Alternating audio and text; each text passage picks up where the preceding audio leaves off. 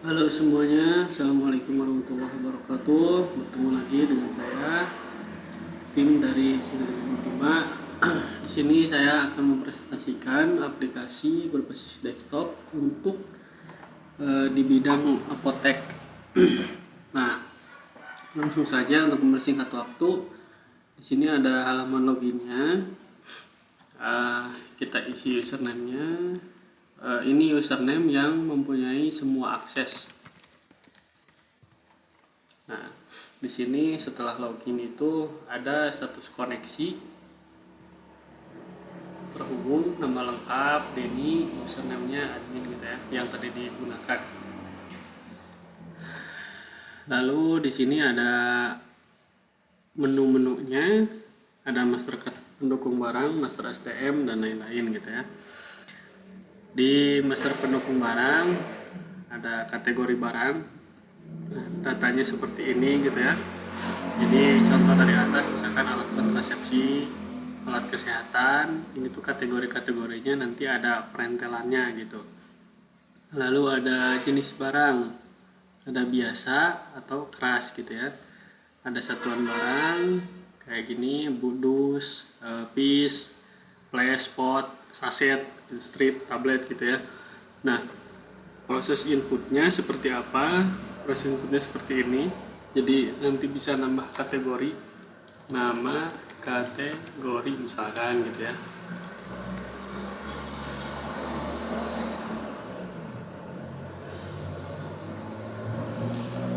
Nah, ini bisa apa aja, ada tambah, ada ubah gitu ya.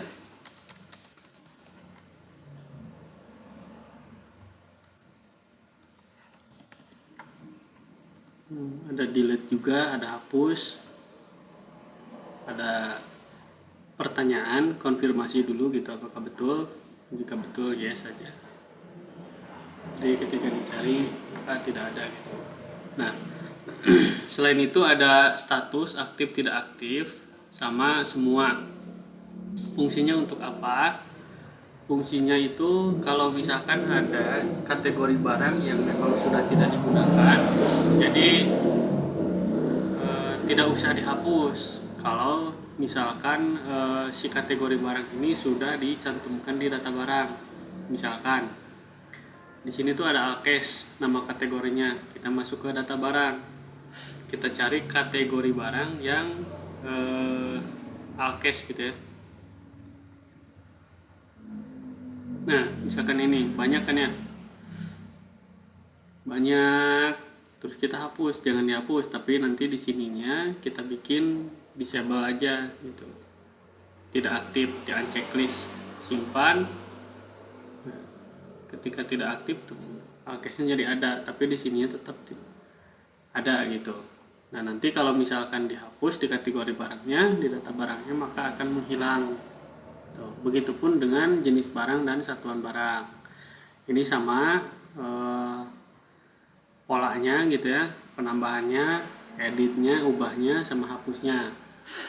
Masuk ke data barang. Ini data barang, datanya seperti ini gitu ya. Ada kode, nama, kategori, jenis satuan, harga beli, harga umum, harga khusus, stok gitu. Nah, penambahannya seperti apa ya, seperti ini gitu. Jadi kalau misalkan 00 2 misalkan, nama barangnya obat-obatan, masuknya kemana nih, antibiotik atau bukan gitu, sesuaikan aja gitu. Antibiotik contohnya jenisnya apa, biasa apa keras, satuannya apa, kapsul, harga modalnya berapa, 10.000, harga jual umumnya berapa, kan 15.000, harga medisnya 12.000 aja, stoknya ada berapa, ada 1.000, simpan.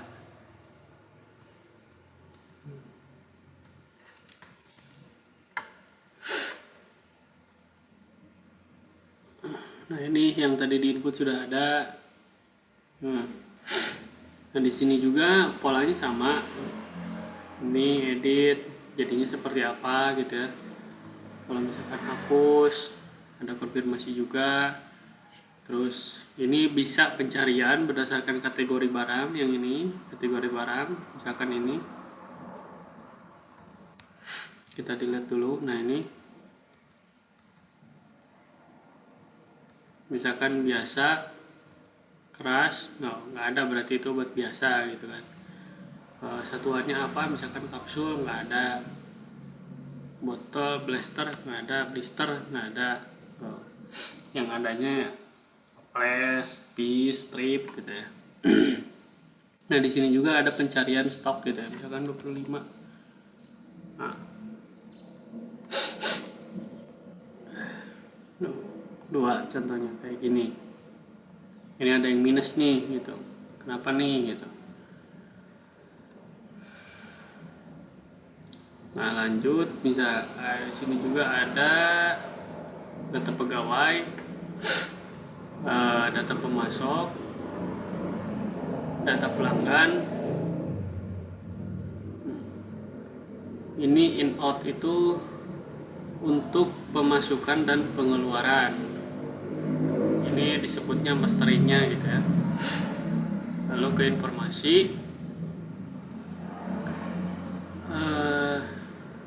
di sini ada pemesanan pembelian. Nah, jadi sebelum melakukan pembelian itu di cross check dulu gitu ya, mana aja yang mau dipesan. Biasanya ini tuh lebih ke negosiasi harga sebelum melakukan pembelian gitu. Contoh misalkan ini CV Sinar ini, misalkan kode barang kuantitinya 100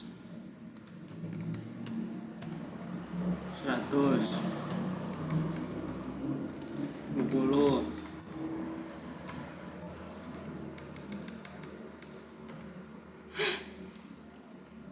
dulu. Nah ini tinggal disimpan aja, simpan cetak atau tidak, mau dulu ya kalau di sini mau misalkan. Nanti muncul di sini nih. Nah muncul di sini. Nah setelah itu kalau misalkan mau di print.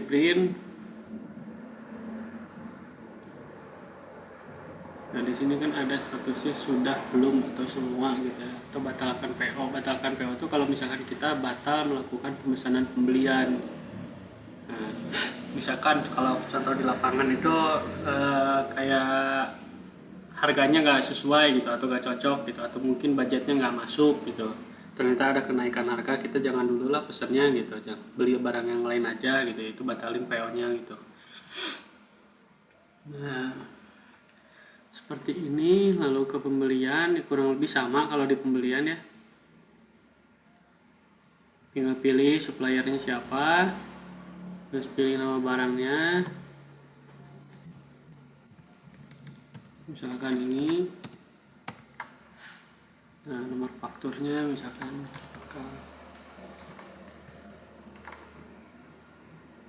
tinggal dicetak atau tidak gitu, mau dulu. Nah dari pembelian bisa juga melalui pemesanan pembelian yang sebelumnya sudah dibuat, misalkan 2016 kelamaan. Yang 2021 mana ya, nggak ada nih. Kita bikin dulu nih.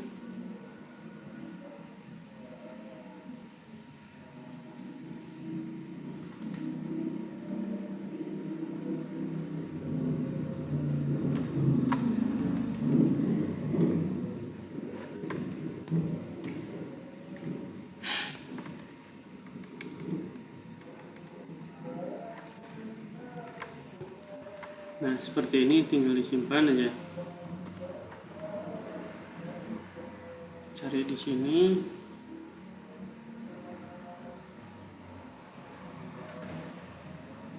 Nah ini yang 2021 nya, jadi datanya langsung keluar ya. Ya suppliernya otomatis gitu, tinggal kita isi nomor PO nya aja. Nah setelah itu ternyata ada penyesuaian harga gitu, dari 10.000 ke 9.500. Itu kan lumayan ya, kalau kuantitinya banyak jadi kerasa gitu tuh, jadi 950. Jadi seolah-olah diskon 50 ribuan gitu. Misalkan ini jadi 10.000 gitu. nanti harganya menyesuaikan, kuantinya tetap, totalnya menyesuaikan. Tinggal nanti kita simpan aja, lalu dicetak gitu untuk fakturnya. Nah, fakturnya seperti ini nantinya, barangnya, list barangnya, harganya, kuantitinya, satuannya sama total, dan di bawah ada grade totalnya gitu. Nah, sekarang kita masuk ke penjualan. Nah, ini adalah daftar penjualannya, dimana setelah melakukan penjualan maka tampilannya seperti ini. Di sini ada headernya, jadi kayak nomor penjualan, tanggal, angka alamat, dan lain-lain. Lalu di bawahnya itu ada detail si barangnya. Kalau misalkan diklik itu nanti kelihatan tuh ada labanya di sebelah kanan. Ini labanya tuh kelihatan gitu ya. Laba per fakturnya berapa gitu. Kita mulai saja ya. Misalkan tambah penjualan untuk umum, misalkan umum itu tidak bisa melakukan piutang, jadi harus lunas transaksinya. Misalkan saya itu beli pons gitu ya, belinya 1, nggak ada diskon, 26.500 misalkan. Salah. Nah, cetak atau tidak, cetak misalkan.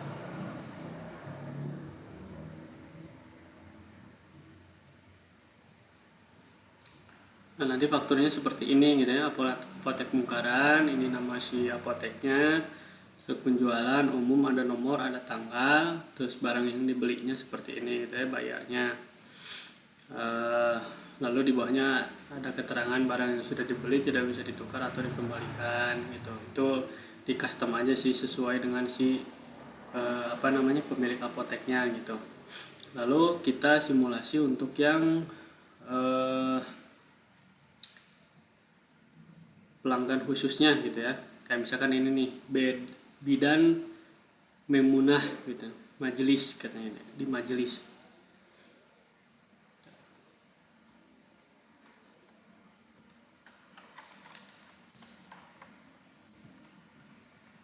Misalkan beli Detol, Dexanel misalkan, tablet, harganya 150 per tablet, beli 100 misalkan, beli 1000 lah. Terus beli Kapiplek misalkan, di Flash, beli 10 Flash. Lalu beli lagi Lexacrol strip 4.500, beli 100. Nah, ini bisa melakukan piutang gitu atau bayar nanti gitu ya. Nanti ini tidak usah diisi pembayarannya gitu, tinggal langsung disimpan aja, cetak atau tidak gitu, cetak misalkan. Nah, nanti keluar seperti ini, sama yang kayak sebelumnya gitu ya, cuma bedanya adalah nanti dia muncul di riwayat piutang. Nah, kayak ini BD Memunah gitu ya, 665. Ada satu lagi ini sebelumnya BD Nisa misalkan. Nah, ketika melakukan pembayaran piutang ini bisa diangsur gitu ya, karena di sini catatannya adalah aplikasi yang kita buat itu bersifat customize gitu. Jadi nanti sesuai permintaan dari setiap kliennya seperti apa. Kebetulan di sini beliau pengennya bisa diangsur gitu. Misalkan contoh dia tuh melakukan pembayaran pertama 55.000, masuk uangnya gimana, apotek, tunai atau non tunai gitu, non tunai tunai misalkan. Nah, nanti dia akan berkurang otomatis. Yang piutangnya 655.000 dibayar 55.000, sisanya tinggal 600.000. Nah, ini total piutang, artinya uang yang ada di luar gitu. Uang itu sisanya, yang ini 100.000 tambah 600 jadi 700.000. Ini yang sudah dibayarnya dari beberapa konsumen gitu. Nah, di bawahnya itu adalah detail pembayarannya. Kayak misalkan ini tanggal 11 gitu, mungkin besoknya lagi bayar lagi, nanti terus aja ke bawah gitu. Ada histori pembayaran terminnya. Nanti setelah melakukan pembayaran, dia masuk ke pemasukan kas. Nah, seperti ini. Ada 55.000. Jadi kita tahu nih uang masuk ke kita tuh sebetulnya berapa, ada 125.000. Lanjut lagi. Ini bisa diubah, bisa dicetak lagi gitu. Misalkan barangkali bisa dicetak ulang, si pelanggannya itu hilang gitu struknya, itu bisa dicetak ulang gitu ya. Terus di sini ada pendapatan. Nah, pendapatan di sini ini pendapatan dikurangi diskon, hasilnya segini gitu ya. Pendapatan plus piutang jatuhnya jadi 1.846.000. Jadi total penjualan atau barang keluar dikali grand totalnya gitu ya. Nah, ini untuk barang-barangnya yang keluar, dan ini pendapatan bersih. Bersih di sini tuh karena dihitung barang keluar, tidak dihitung piutang. Uang bersih, bener-bener bersihnya gitu. Lalu di sini ada barang keluarnya. Jadi per hari ini barang keluar itu ada berapa gitu. Nanti di summary di sini. Kayak misalkan ini habatus saudah nih ada 11. Gitu. Padahal secara rinciannya kan tadi habatus saudah itu dari 2 transaksi gitu kan. Ada ini sama ini nih, 10 sama 1. Jadi di sini direkap jadinya 11 gitu. Oh, habatus saudah itu kan udah keluar 11 botol gitu.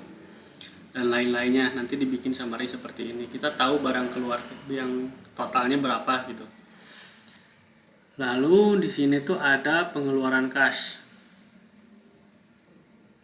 Nah, pengeluaran kas itu contoh misalkan kayak sehari-hari kita tuh ada angsuran BCB. Kalau di sini contohnya seperti itu ya. Jadi tidak ada batasan untuk pengeluaran kas. Itu disesuaikan dengan pengeluaran di perusahaannya masing-masing atau di apoteknya masing-masing. Contoh misalkan yang umum-umum gitu yang udah pasti ada itu kayak misalkan listrik. Listrik ini kan udah pasti semuanya juga bayar gitu ya. Keterangan misalkan pembayaran listrik bulan September 2021. Sumber kasnya dari mana? Dari apotek. Jumlahnya berapa? Contoh misalkan 56.000 gitu ya, simpan. Nah, jadi nanti kita tahu nih pengeluaran per bulan kita itu sebetulnya berapa gitu. Termasuk mungkin katakanlah ada pegawai. Kalau seandainya menggunakan pegawai, contoh di sini ada upah Juli, upah bulan Agustus misalkan 2021, sumber kasnya dari apotek, upahnya itu 1.250.000. Nah, simpan. Nah, jadi kita tahu nih per bulan pengeluarannya berapa, nanti dikurangi laba bersihnya itu berapa gitu. Kita tahu nih penjualan kita tuh sebetulnya untung atau enggak gitu, nutup enggak gitu ke si pengeluarannya seperti itu. Nah, lalu kalau ini kas perusahaan adalah aturan yang ada di tokonya gitu. Kasnya apa? Kas apotek contoh. Jadi cash on hand-nya gitu. Biasanya yang tunainya. Ada juga nanti bisa misalkan mau nambah nih nama kasnya itu misalkan BCA gitu. Nomor rekeningnya misalkan ini ngasal dulu gitu ya, saldonya katakanlah 0 dulu lah, atau misalkan 50.000 biasanya kan paling minim, simpan. Nah, ini tuh bisa digunakan nanti untuk pembayaran. Katakanlah ada yang melakukan pembayaran piutang tapi lewat transfernya ke BCA, nanti uangnya masuk ke sini gitu. Nah, setelah itu kita lanjut ke, kalau transaksi ini sama sih sebetulnya shortcutnya. Jadi kalau informasi itu penjualan masuknya ke sini, kalau transaksi itu langsung ke transaksinya gitu, langsung ke sini. Nah, lanjut ke menu pengaturan. Di sini tuh ada backup restore. Backup restore itu fungsinya untuk membackup database. Jadi misalkan setiap jam 5 itu kita rutinkan untuk membackup database kita gitu. Takutnya ada kebakaran atau mungkin kebanjiran dan lain-lain gitu, untuk mencegah hal-hal yang tidak diinginkan. Nah, setelah itu ini untuk mengatur koneksi. Koneksi di sini adalah katakanlah di apoteknya ada lebih dari satu kasir gitu. Ini aplikasi udah support di mana si client servernya bisa di setup sendiri gitu. Nah, sekarang kita masuk ke pengaturan printer. Nah, di sini tuh pengaturan printer tuh nanti katakanlah di apoteknya ada dua printer gitu ya. Dipisah antara printer struk sama printer laporan. Printer laporan itu kayak misalkan laba yang bentuknya A4. Kalau printer struk itu misalkan kayak ke Epson U220 gitu. Itu beda tipe, nanti bisa di customize di sini. Aplikasi ini udah support gitu. Kita lanjut ke kategori user. Nah, ini untuk hak akses. Katakanlah misalkan admin itu bisa mengakses semuanya. Kalau misalkan pegawai, nanti dikasih aksesnya itu hanya terbatas gitu ya. Contoh misalkan di sini tuh operator lah. Nanti yang bisa dia akses, contoh misalkan hanya kategori barang dan jenis barang gitu ya. Lalu di sini kategori barangnya hanya bisa tambah, jenis barangnya pun hanya bisa tambah. Ini simulasi gitu ya. Terus untuk informasinya hanya bisa melakukan informasi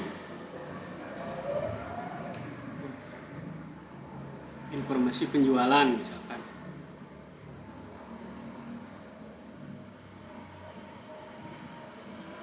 Di penjualan hanya bisa tambah, nggak bisa ubah gitu. Kita contoh simpan.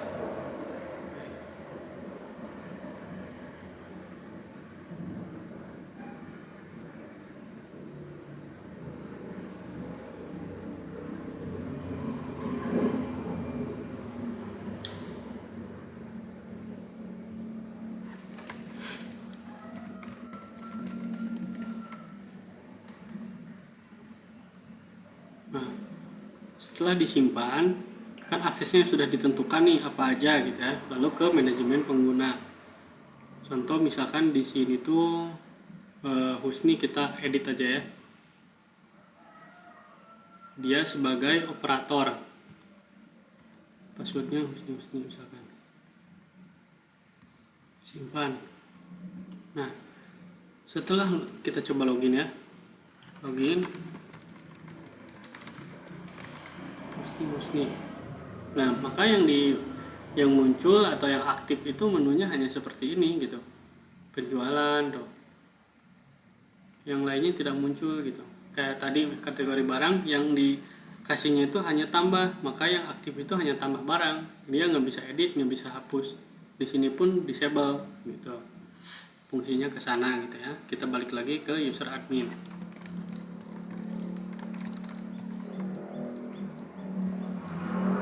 Nah, di sini pun bisa ganti password gitu. Contoh misalkan tadi si Wisnu itu setelah login dia bisa ganti password yang tidak boleh orang tahu gitu, hanya dia sendiri. Nah, di sini fungsinya ganti password. Gitu. Ini profil perusahaan. Profil perusahaan itu difungsikan untuk nanti ke faktur gitu, termasuk logonya, faktur penjualan atau faktur pembelian seperti itu. Nah, lanjut ke laporan. Di sini ada laporan pemesanan pembelian, lalu ada laporan penjualan. Untuk mempersingkat waktu supaya nggak terlalu lama, karena ini formatnya sama seperti yang di list pembelian sama list pemesanan pembelian. Nah, ini di penjualan ada bentuknya itu list, ada struk, ada laba, ada laba tabel, ada laba grafik.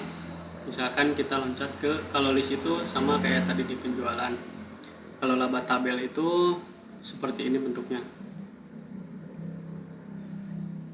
Nah, nanti dikeluarkan hasilnya itu per tanggal 11 September, labanya berapa gitu. Maka di bawahnya itu ada totalnya gitu. Laba total per hari yaitu tanggal 11, nanti tanggal 12-nya berapa. Jadi kelihatan tuh peningkatan atau penurunnya berapa. Untuk lebih jelasnya bisa lewat di sini gitu ya. Lebih pengen ngelihat naik turunnya di sini gitu. Nanti bentuknya seperti ini, naik turunnya gitu. Nah, sekian dari saya. Terima kasih. Assalamualaikum warahmatullahi wabarakatuh.